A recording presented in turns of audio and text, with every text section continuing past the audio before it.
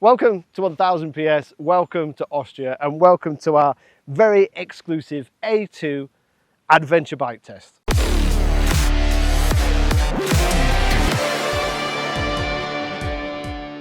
What a place to do it. The guys here at 1000 PS are really spoilt with some absolutely amazing roads that really highlighted the plus points and weak points of every little bike. So what I'm going to do is I'm going to run through each individual model, give you kind of a spec and an overview of every bike. Then I'm going to give you the advantages and disadvantages of every model. And then we're going to pick a winner. It's that simple. Luckily, the guys at 1000 PS have joined me for a few days here testing. All we've done is on-road. We've done no off-road testing whatsoever. And to be honest, we've not done much high-speed stuff. It's all been just amazing roads like this, which I could just ride all day long. So let's start with the Honda, the new NX500. That's got the E-clutch, so that pushes the price to 6,999. So let's just call it 7 grand. But if you don't go for the E-clutch, you're only saving a few £100. 47 horsepower because it's an A2 bike, 471cc, and that's the familiar engine that we see in sister models from Honda. Honda, for their adventure bikes, have gone with a 19-inch front and a 17-inch rear. So I've not got 21 like some of the competition. Honda are quoting just shy of 200 kilograms and a seat height of just 830. The peak power is at 8.5 and the peak torque is at 6.5. Essentially, Honda are limited because they're limited to 47 horsepower. But it's a new bike for this year. It's got the new familiar dash, familiar switchgear. We've got standard ABS and we can play around with that and change it on the fly. Next up, an interesting bike because it's Kawasaki's KLE 500. And before this test, I'd ridden every other model but the KLE. So I spent a little bit more time on the KLE 500. This is the SE version. So we're at 6,599, just a few £100 cheaper than the Honda. In terms of power, it's the same parallel 500 that we see in other sister models shared with Kawasaki.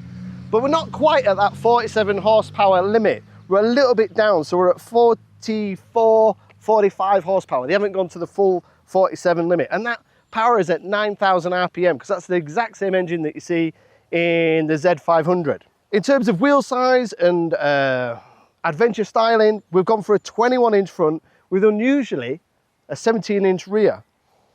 But we've got a real tall seat, 870mm. We've got a lot of ground clearance, 850.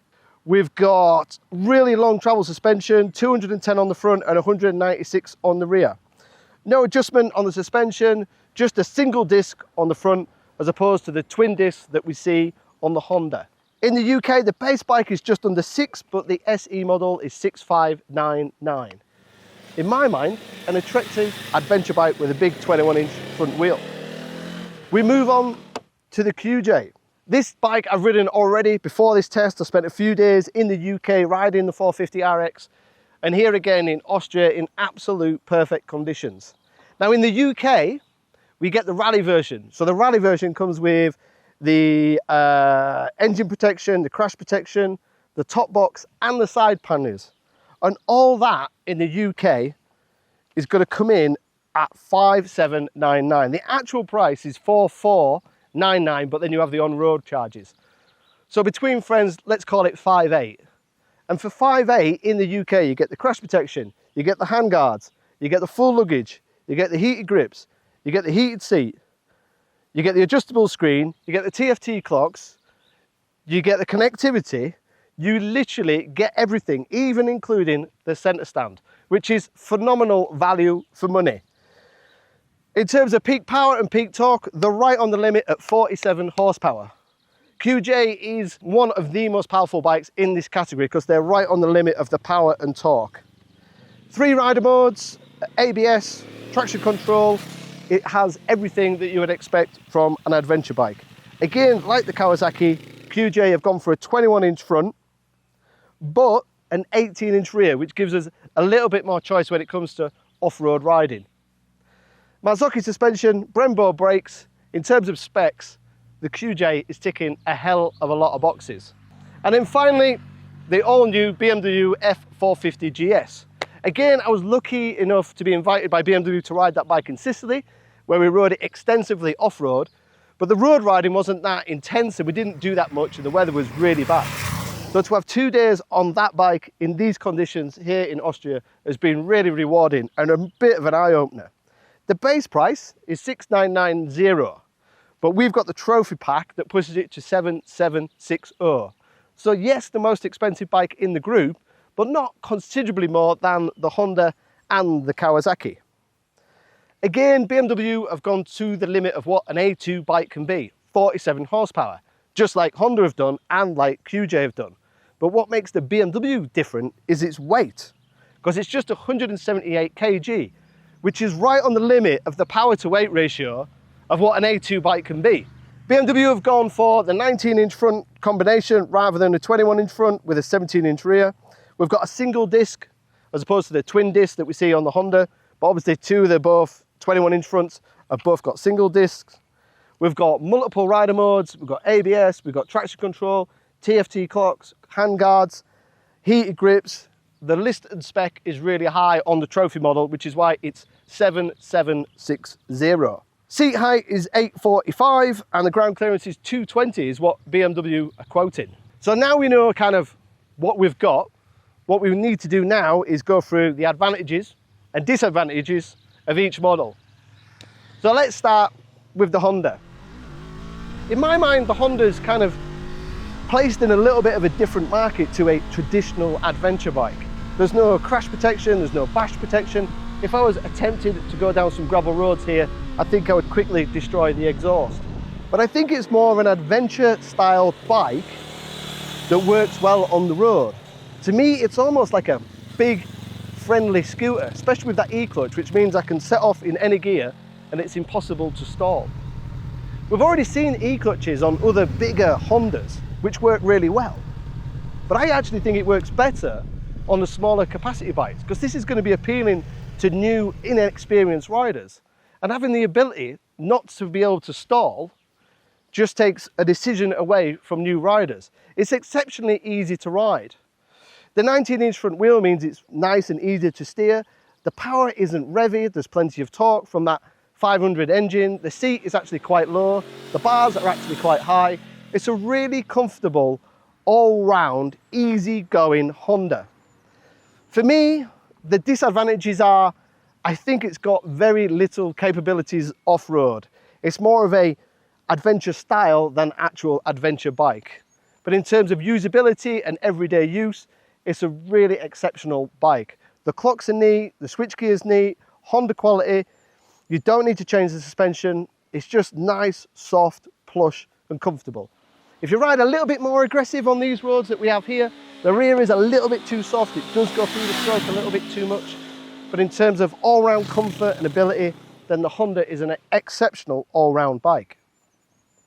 The Kawasaki is very, very different from the Honda in terms of it's got a 21-inch front wheel, it's got a lot of ground clearance, it's got a lot of travel through the suspension, it's got high seat, high bars. It feels like a big adventure bike. The Honda feels like a entry-level bike that's been styled to look like an adventure bike, but would suit new and inexperienced riders. The Kawasaki feels like a big adventure bike. For me, it's a little bit too tall and a bit too top-heavy because I'm only 5'7". But a lot of bigger riders and taller riders are really going to gel with the Kawasaki. Big wide bars, big tall seat, big travel suspension, big adventure looks, handguards, bash plate, 21-inch front wheel, spoked wheels. It should be capable off-road. The downside for me with the Kawasaki is it's a little bit basic. We've got ABS that you just switch on and switch off. We've got no lean sensitive anything. We've got no traction control. We've got no rider modes. The dash is pretty straightforward and simple. And you've actually got to take one hand off the bar to change the dash. Do you remember when you had to do that? It's pretty straightforward and pretty simple. It's also a little bit revvy in my mind. You've got to work the engine a little bit harder, use the torque a little bit more, and use the engine a little bit more. And at 6,599 for a bike with minimum rider aids, I think it's just a little bit too pricey, especially compared to the QJ.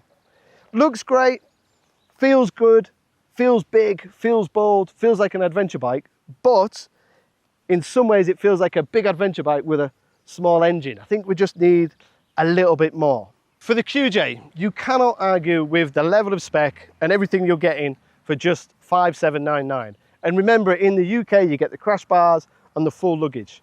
You got heated seat, heated grips, TFT clocks, handguards, adjustable screen, off-road kind of 50/50 bias tyres, 21-inch front, 18-inch rear, centre stand, full luggage. It has everything. If I wanted to ride any of these bikes all the way back to the UK, that one's ready to go, especially in the UK variant. I've just got to get on and ride. The others, you have to add a few more accessories for it to be more of a touring bike. The engine is strong, the engine is good. It's a little bit vibey, a bit like the Kawasaki when you're at high speeds, but that's to be expected from a 47 horsepower that's close to 200 kilograms. It works exceptionally well as an adventure bike. The downsides, like the Kawasaki, it's a little bit slow steering because we've got that 21-inch front wheel. The modes, it has 3, but you can't actually change them whilst riding, so they become a little bit pointless. The clocks are really nice. You've got like tyre pressure gauge, even got tyre temps that'll tell you as you're riding that none of the other bikes have. But all those fonts are quite small. They end up kind of like, it's not as bold and as clear as like the Honda or the BMW. And then some are going to be a little bit reluctant because of the QJ brand and because the bike's built in China. Personally, I wouldn't be. The build quality seems good, but to be honest, we need to put more miles on other QJ models here at 1000 PS, ride them through winter, put 10,000 miles on them and see what they're like. And it also depends on the dealer network in your class. Finally, to the BMW F450 GS. The bike that I really loved when we rode it in Sicily off-road, but we never really got the opportunity to ride it on-road. On-road, it's that power to weight ratio that really defies it against the other bikes. Everybody's limited by 47 horsepower. The Kawasaki is like 44, 45. So we're talking 1 or 2 horsepower. But what really defies the BMW is its lack of weight, just 178 kilograms curb weight. And that power to weight ratio really, really changes it. At times it almost feels like a supermoto bike. It's so joyful, playful, the engine's really strong because it's pulling less weight, it's carrying less. Really fun, really enjoyable to ride. Personally, in the trophy colours, I think it's the best looking bike, although I would change those mag wheels for spoke wheels once they come available. It's got the best clocks, it's got the most informative clocks, very simple, very straightforward to use. I can turn off the traction control on the mode. I can put it in Enduro Pro, which is an optional extra, again, which changes the ABS. It's got everything I want from an A2 adventure bike. On the downside, I think some of the bigger riders are going to prefer the Kawasaki over the BMW because it's not the biggest of adventure bikes. It's more aimed at entry-level bikes. The new Easy Clutch is really easy to use and you can still use it as a clutch, which means I can still pop it over rocks or pull wheelies. But again, like the Honda, it's completely impossible to stall if you go for the trophy pack with the Easy Clutch. Price is 7,760. That's the kind of Achilles heel of the BMW. It's the most expensive bike here. If you put the rally seat on it and the bar risers and a few extras, you can go to 8 grand. If you eventually find some spoked wheels that hopefully BMW will have shortly, you're going to add even more. Tick a few boxes and you can get to 9 grand, and that's without luggage. Because as of yet, I've not seen any hard luggage available for the GS.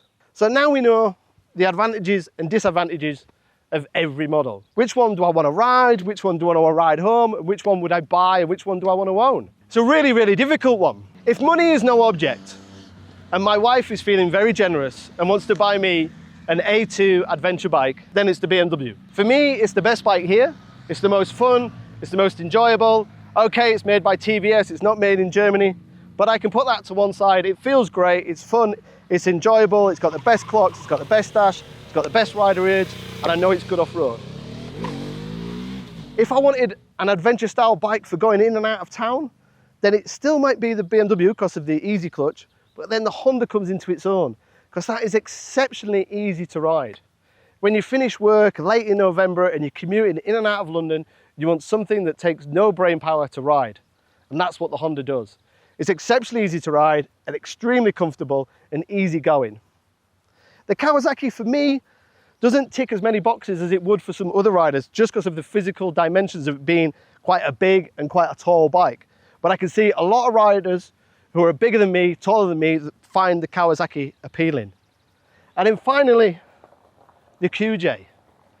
It's really hard to argue with the price, because at just over 5.5 grand in the UK, you're going to have that with full luggage and crash protection. It's ready to go touring, which is a massive money saving over the BMW. You're looking at 20 to 30% depending on the spec. And that money saved buys you a jacket, buys you a crash helmet, kits the wife out, you can go touring. I've done some big miles on the 450 RX, and I know it's a little bit vibey like the Kawasaki at speed, but honestly, you could ride that all the way home from here in Austria back to the UK with the hard luggage, happy all day long. So the best bike here, to summarize, is the BM, but you're gonna have to put your hand in your pocket if you want the best bike here.